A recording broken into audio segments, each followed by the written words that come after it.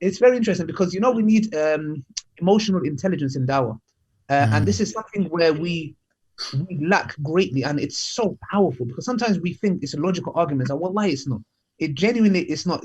I've experienced this firsthand in many occasions where you're like, I've broken down the argument, but it's not convinced, and you start doubting yourself, like, am I losing the plot? Like, but you then realize there's a deeper issue, and that's why in the Dawah, for example, for us, like at Salam, one of our key hadiths that we use is that the Prophet ﷺ said, "I came for nothing but to perfect good character," and we emphasize on that so much because it's and that's why we set up Salam Corner in Speaker's Corner, because in Speaker's Corner it can be chaos, it can be like a chaos circus, like a circus. Yeah.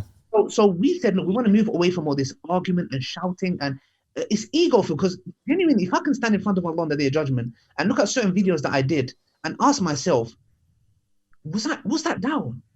Was it Dawah? Honestly, was it Dawah? And sometimes I have to criticize myself, and I look at others, and sometimes what happens is we go into this zone in Speaker's Corner where there's certain enemies of Islam. They are there, and there is a certain, sometimes you have to be firm with them. You have to sometimes. But what we do is that's what psychologists say, be conscious of the subconscious mind. So be conscious of the subconscious mind. And when you're not, what you do is you apply that. Once I was speaking to a group of murtadeen, like there was a couple of them, and she was insulting Allah. And I turned my back against her. I just said, look, I don't want to engage with you. You're just rude, da da da. And after I talked with her, her friend came. Now, when her friend came and I started talking to her, I had this attitude. And then I think this on camera, you'll see. And I stopped myself and I said, hold on a second. And I gave myself about 10, 15 seconds. And this girl was thinking, what happened to him?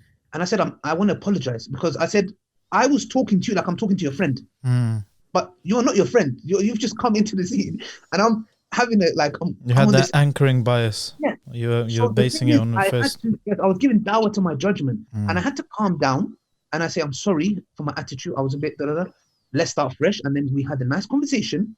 We went out to eat, me, Ustad Adnan Rashid, and a few other brothers with them, even though they were quite hostile. We went there, we paid for their food, like in the context, so we said, look, it's all right. And we did that, but there was a subtle change. Like, I see them, they come to the park and they are very polite. They come and how you doing? And they're like, and like the thing is, you can see simple things. Wallahi, it doesn't need to be complicated. Simple methods, just go in and say, you know what?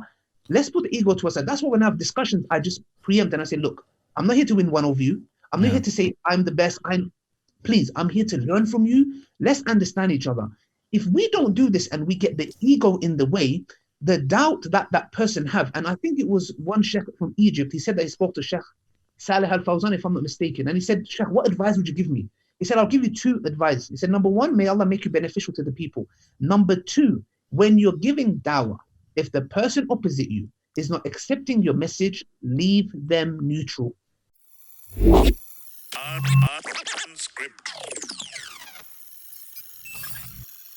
Unscripted.